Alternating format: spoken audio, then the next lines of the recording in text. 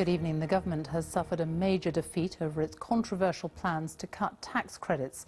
The House of Lords has tonight voted to delay the cuts, one of the government's key welfare reforms, which means it's unlikely the Chancellor will be able to make billions of pounds of savings from the welfare budget from next April. George Osborne now says he will look at new measures to help those who will be affected. Tax credits are benefits paid to top up the incomes of workers on low pay. The government is trying to reduce the tax credit bill by £4.4 billion. But opponents say the cuts, as they stand, would unfairly target low-income families. From Westminster, our political editor Laura Kuenssberg reports. So why does George Osborne want to cut tax credits, a move that has been met with a growing sense of unease even from his own benches? And what options are still available to him now? Here's our economics editor, Robert Peston. A 15-year-old boy has been arrested in Northern Ireland in connection with the theft of customer data from TalkTalk in last week's cyber attack. The Metropolitan Police said the teenager had been detained at an address in County Antrim. 5 Britons have died after their boat sank during a whale-watching expedition off the coast of Western Canada. 3 of the dead were there on holiday. 2 others were living in Canada. A teenager and a 76-year-old man were among the dead.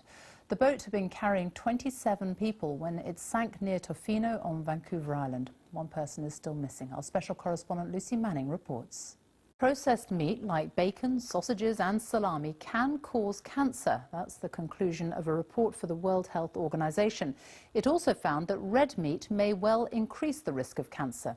More than 20 experts from around the world looked at hundreds of studies. They say people who eat a lot of red or processed meat should consider adjusting their diets. Here's our health editor, Hugh Pym. The court has heard that the woman accused of murdering schoolgirl Becky Watts told police she felt sick when she found out that the teenager's body had been in her home. In police interviews shown to the jury, Shauna Hoare said she was disgusted and angry when she was told her boyfriend, Nathan Matthews, had admitted to killing the 16-year-old. Shauna Hoare and Nathan Matthews both deny murder. John Kay reports. The number of protests by anti-abortion campaigners in the UK appears to be on the rise. Confrontational tactics, which are widespread in America, are increasingly being used outside clinics in Britain by protesters who say they are defending what they call the vulnerable unborn. Rita Chakrabarti has this. James Bond is back on the big screen tonight with the opening of his latest film Spectre, starring Daniel Craig as 007. But how do the real intelligence officers in MI6 do their jobs? And what's it like to spend your career leading a double life? Our security correspondent Frank Gardner managed to secure a rare interview with 2 serving intelligence officers. The footage we're about to show you has been screened by them to make sure their identities are not revealed.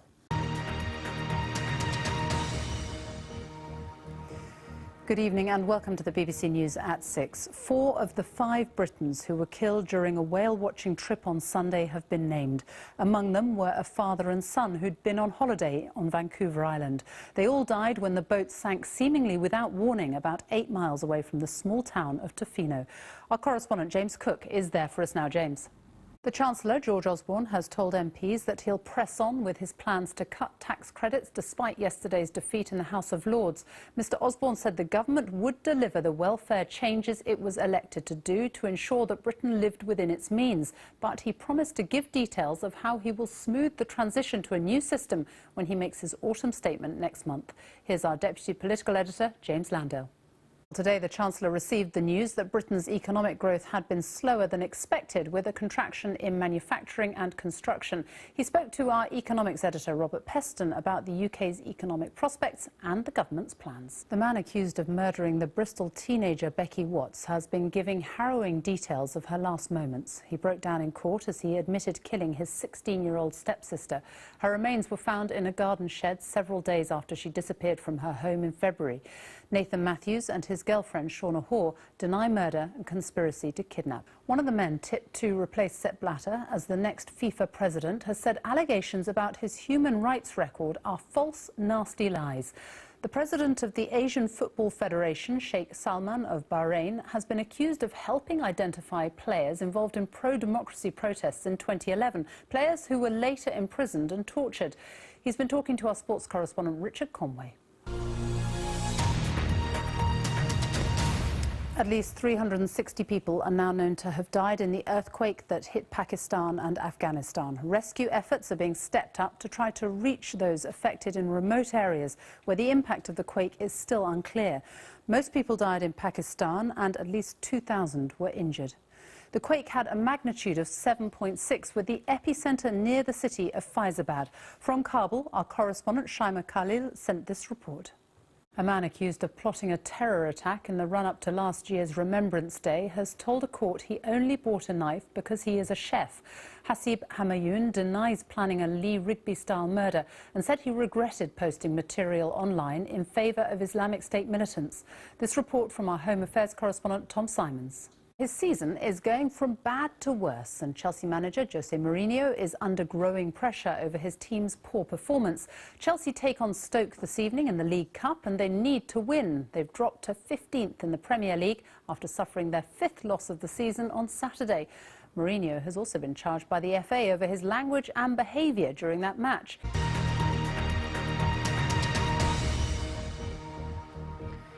Good afternoon and welcome to the BBC News at 1. Heavy snow has been falling across northern parts of the UK.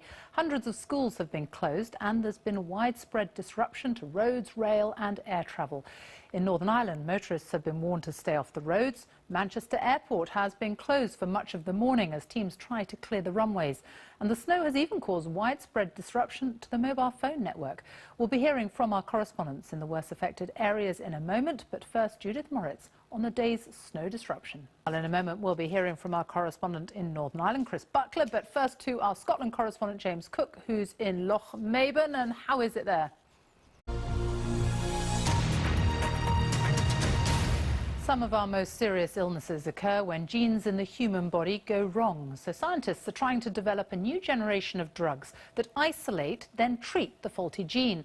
The drugs company AstraZeneca is leading the research, and as our science correspondent Palab Ghosh reports, they're hailing it as one of the biggest developments in the area of biotechnology in decades. If you've ever walked into the main hall at London's Natural History Museum, there is one exhibit you will not have missed. This giant Diplodocus, which has towered over visitors for more than 3 decades. Now it's being replaced by the skeleton of a blue whale. Richard Lister explains why. Greece's new finance minister, Yanis Varoufakis, has urged Germany not to humiliate the Greeks over their debts. He was speaking in Berlin, where he's been meeting his German counterpart as he tries to win support for Greece's plan to restructure its debt. The German finance minister said he recognised how tough the past few years have been for Greece and the progress they've made, but he said Greece must honour its commitments. Well, our correspondent Jenny Hill is in Berlin. Jenny.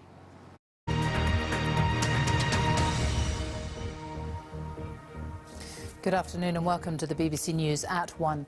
The Syrian President Bashar al-Assad has defended his actions and those of his military during 4 years of civil war.